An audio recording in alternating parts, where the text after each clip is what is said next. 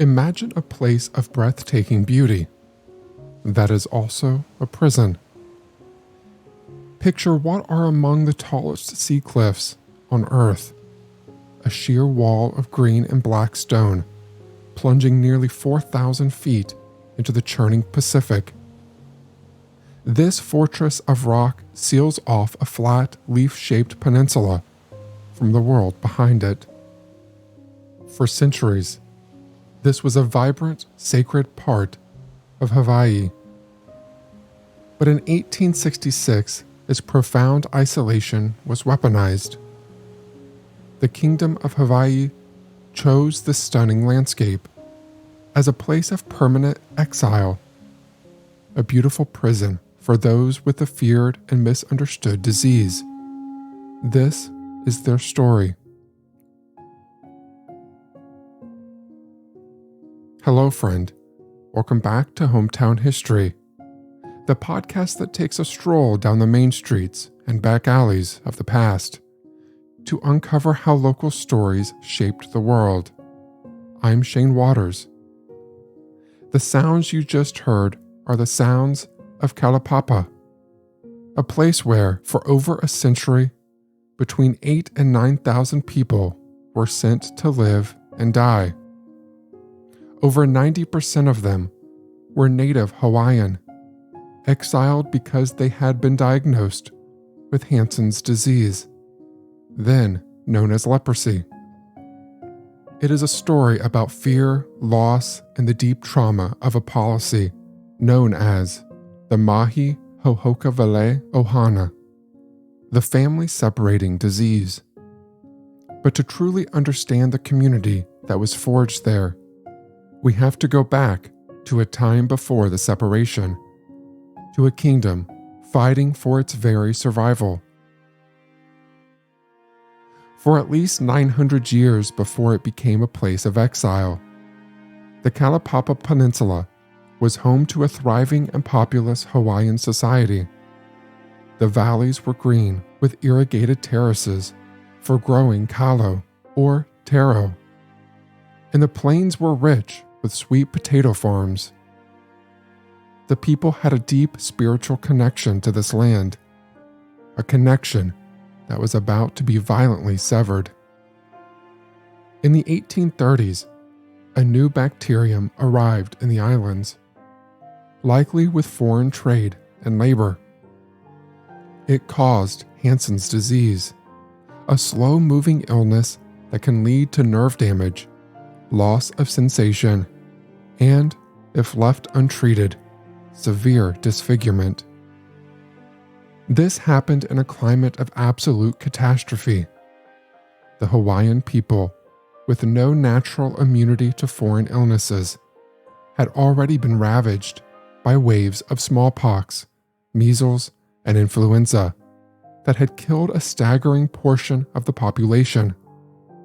This demographic collapse created a climate of immense fear among Hawaiian and foreign officials alike.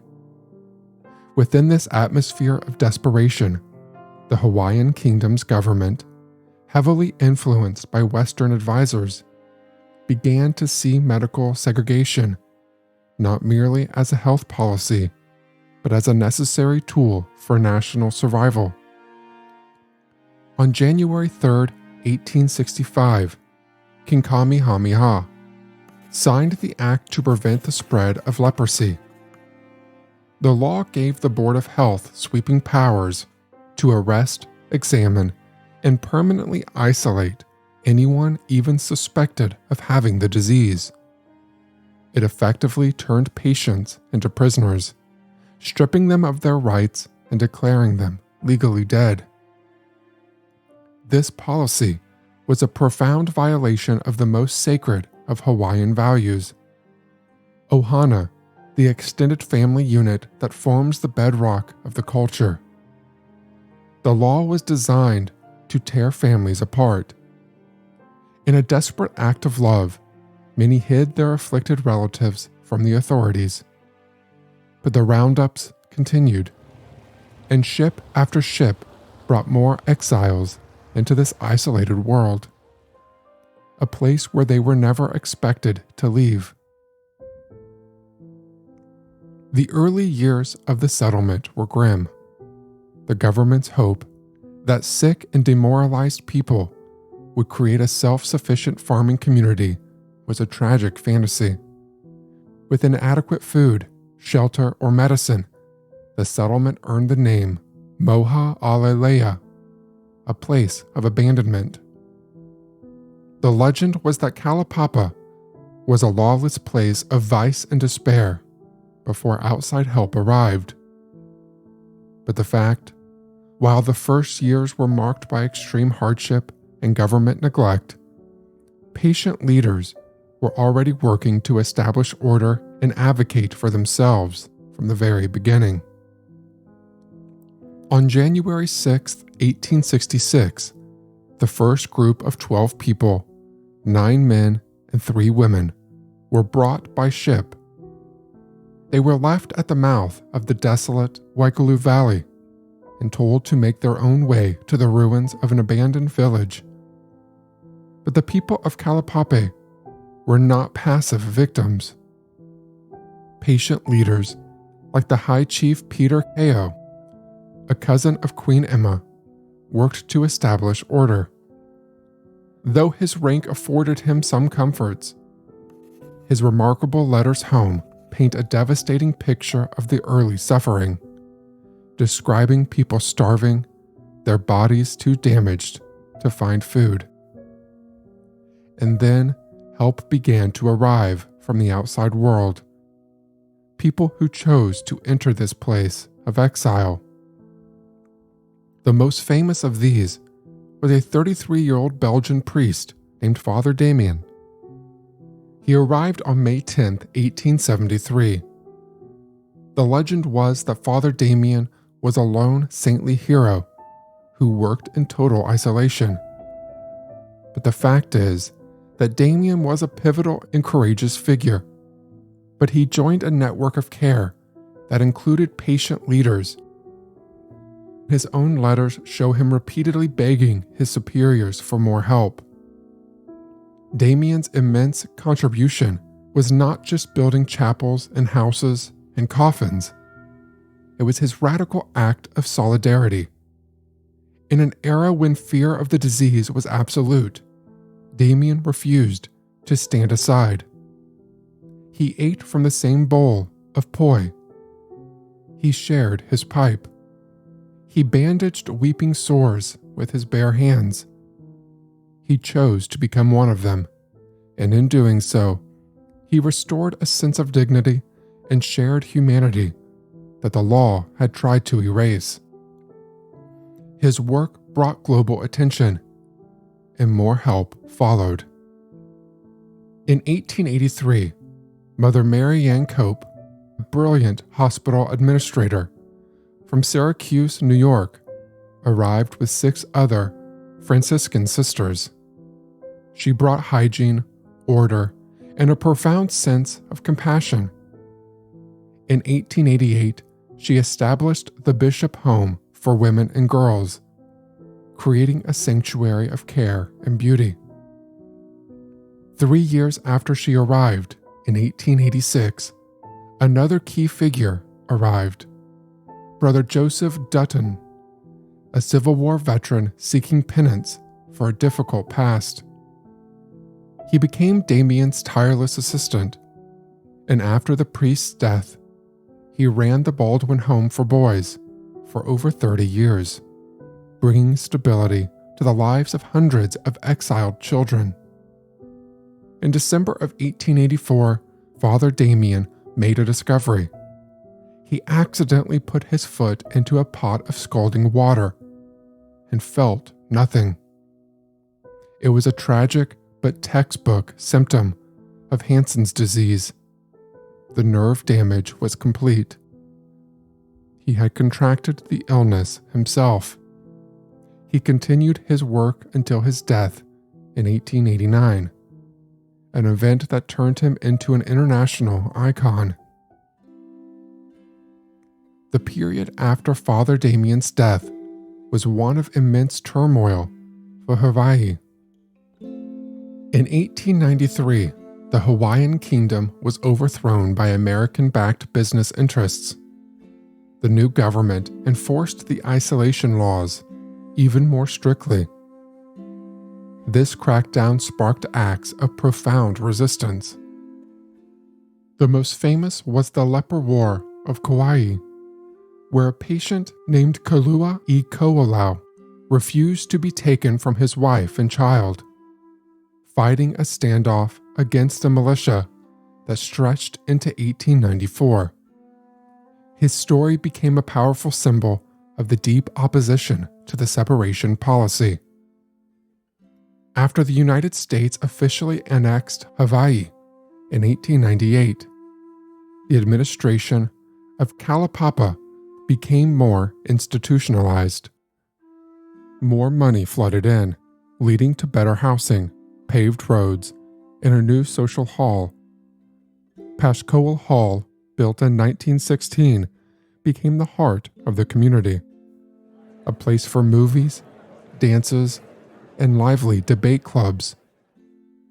Despite their exile, the residents built a remarkably vibrant society.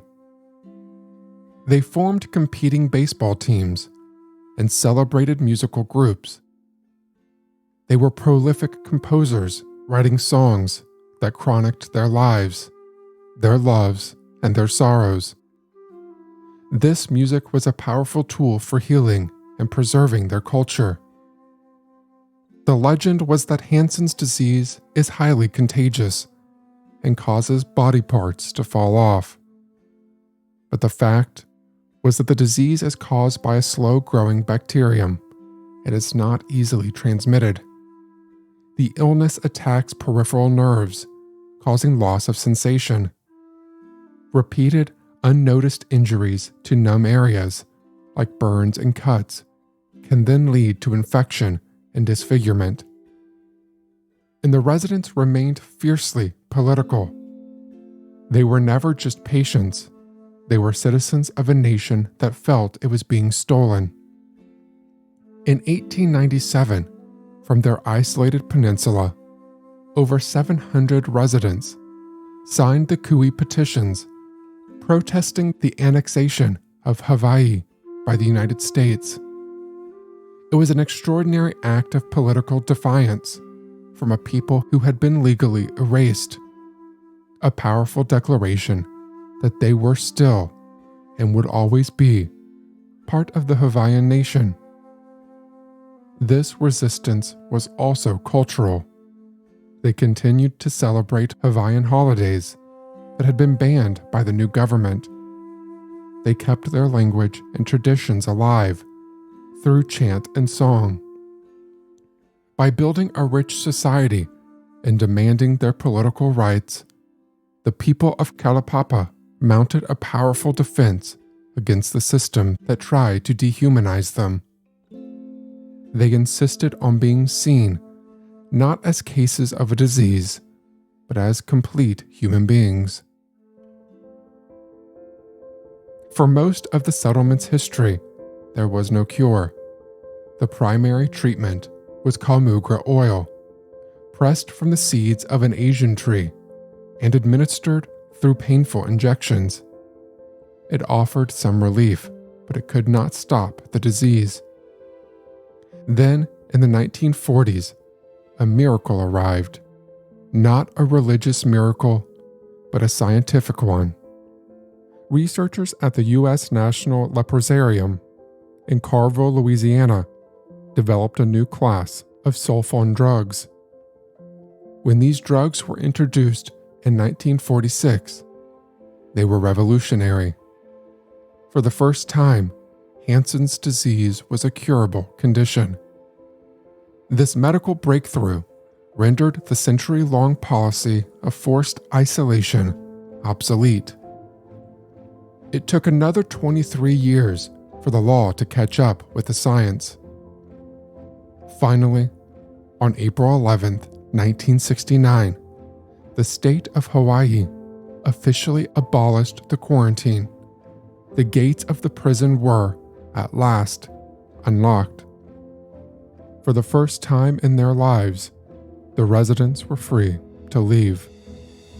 Some did, but the outside world was not always welcoming.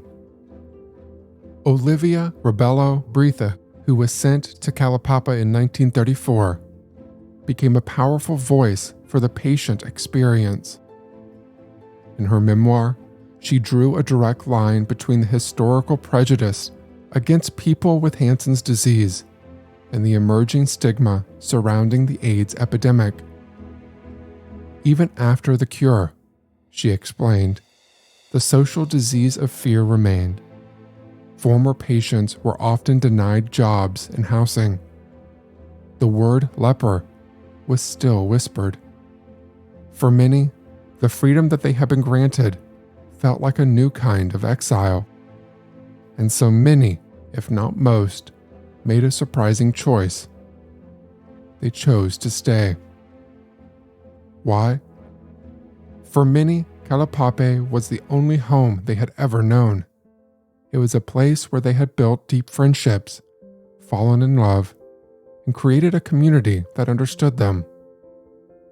They were family. They feared the stigma that awaited them on the outside, a world that still saw them through the lens of a disease, not as the people they were. Today, that choice echoes in the quiet paths of the Papaloa Cemetery. For a modern descendant visiting the park, the experience is profound. You walk among the simple markers and realize that for every person who left, there was another who chose this beautiful, isolated land as their final resting place. They chose to remain with the community they had built, the ohana they had forged in loss. The government had sent them to this peninsula to die, but in a profound twist of fate, they had inadvertently given them a sanctuary, a place of stunning beauty where they had forged a society on their own terms. And for many, leaving that behind was a price too high to pay. As the 20th century drew to a close, the residents of Kalaupapa began to think about their legacy. They did not want their story, their resilience, and their community to be forgotten. At their request, the United States Congress established Kalaupapa National Historic Park on December 22, 1980. The park has a unique dual mission: to preserve the history and the sacred sites of the peninsula, and, crucially, to guarantee the remaining residents the right to live there for the rest of their lives, in a community maintained for them. The global significance of Kalaupapa's story was affirmed by the Catholic Church. In 2009, Father Damien was canonized as a saint.